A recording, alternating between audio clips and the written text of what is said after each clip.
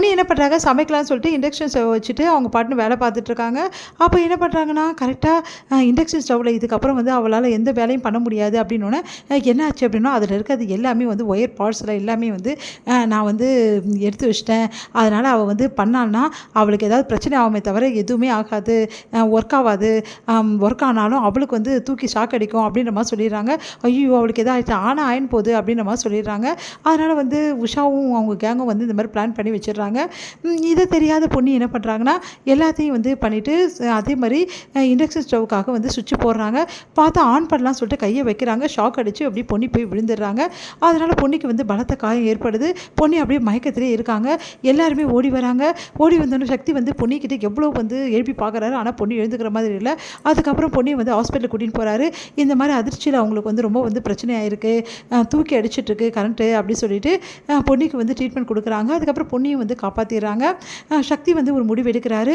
இதுக்கப்புறம் வந்து பொண்ணு வந்து இந்த மாதிரி வேலையெல்லாம் செய்யக்கூடாது, அவள் ஏன் கஷ்டப்படணும், அதெல்லாம் படவே கூடாது அப்படின்னு சொல்லிட்டு அவங்க அம்மா கிட்ட பேசணும்னு முடிவு எடுக்கிறாரு. ஜெயா கிட்ட சொல்கிறாரு, எல்லாம் உங்களால் தான்மா இப்போ பொண்ணு கஷ்டப்பட்டுட்டு இருக்கா. பொண்ணு வந்து எவ்வளோ வந்து பிரச்சனை இருக்கா தெரியுமா உங்களுக்கு, எதுக்காக பொண்ணு இப்படிலாம் பண்ணீங்க, நீங்கள் உடனே வந்து பொண்ணுக்கு இதெல்லாம் பண்ணது ரொம்ப பெரிய தப்புமா அப்படின்னு சொல்லிட்டு இருக்காரு.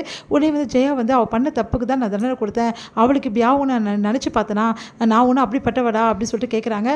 இல்லைம்மா நீங்கள் பண்ணது தப்பு தான், இப்போ நான் என்னடா பண்ணுன்ற, இங்கே பாருங்கம்மா மறுபடியும் பொண்ணியை வந்து நீங்கள் வந்து சமைக்க வந்து சொல்லுங்கள், அவள் வந்து வீட்டிலேயே சாப்பிட்டோம், அவள் வந்து வெளியே இருந்தாள்னா அப்புறம் அவ்வளோதான் அப்படின்ற மாதிரி சொல்கிறாங்க. சரி அப்படி நான் சொல்லலைன்னா நீ என்ன பண்ணுவேன் அப்படின்னு சொல்லிட்டு அவங்க அம்மா கேட்குறாங்க.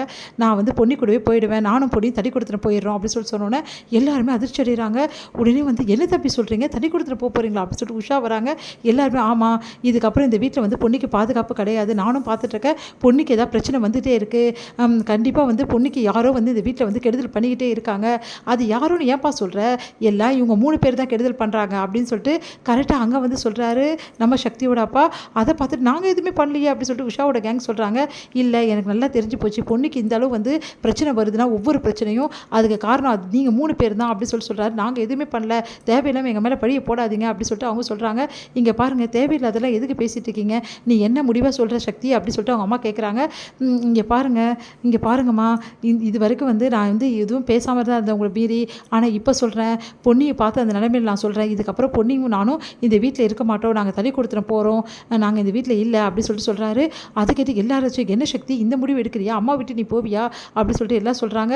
உடனே ஜெயா வந்து அவ்வளோ ஆயிடுச்சாடா உனக்கு, அப்போது உனக்கு அவள் தான் முக்கியமா, நான் உனக்கு முக்கியம் இல்லையா சொல்லிட்டு அவங்க அம்மா கேட்குறாங்க. இங்கே பாருங்கம்மா சொன்னால் புரிஞ்சுக்கோங்கம்மா, ஒன்று நீங்கள் பொண்ணியை வந்து இங்கே சாப்பிட சொல்லுங்கள், அவள் இப்படி கஷ்டப்பட வேணாம், அப்படி இல்லைன்னா நாங்கள் தண்ணி கொடுத்துட்டு போகிறோம், நீ எந்த முடிவாக இருந்தாலும் நீங்கள் எடுத்துக்கங்க அப்படின்னு சொல்லிட்டு போயிடுறாரு. உடனே ஜெயா வந்து பயங்கரமாக அழறாங்க. உடனே சமாதானப்படுத்துகிறாரு அவங்க வீட்டுக்காரு. இங்கே பாரு ஜெயா தயவுசெய்து விட்டு கொடு, பொண்ணி பாவம்ல, என்ன பண்ணுவான் அவனும் சொல்லு சக்தியும் அப்படி சொல்கிறாங்க. அதுக்காக சக்தி என்கிட்ட இப்படி பேசுவானா, அப்போ என்னை விட்டுட்டு போவானா, சக்தி இவ்வளோ தான் என் மேலே அனுபவிச்சிருக்கானா அப்படின்னு சொல்கிறாங்க. இந்த வீட்டிலேருந்து சக்தி போயிடுவானான்னு சொல்லிட்டு அழறாங்க. அதெல்லாம் போக மாட்டான், உன் கையில் தான் எல்லாமே இருக்குது அப்படின்றாங்க. பொண்ணு வந்து அடுத்து டிஸ்சார்ஜ் பண்ணி வீட்டுக்கு கூட்டின்னு வராங்க. அப்போ பொண்ணுக்கு வந்து நல்லபடி வந்து வீட்டுக்கு வந்துட்டேன், இது போதும் அப்படின்னு சொல்லிட்டு ஆரத்தி எடுக்கிறாங்க சக்தியோட சிஸ்டர். அடுத்து வந்து சொல்கிறாங்க, இதுக்கப்புறம் பொண்ணு நீ எந்த சமையலும் பண்ண வேணாம், அது எப்படி நான் பண்ணாமல் இருக்க முடியும்னு சொல்லிட்டு பொண்ணு வந்து பேசுகிறாங்க. பொண்ணே ஜெயா சொல்கிறாங்க, நீ சமைக்க வேணாம் பொண்ணி, இதுக்கப்புறம் வந்து கிச்சன்லேயே நீ எல்லாமே வெளியெல்லாம் சமைக்க வேணாம் அப்படி சொல்கிறாங்க. பொண்ணு சந்தோஷம்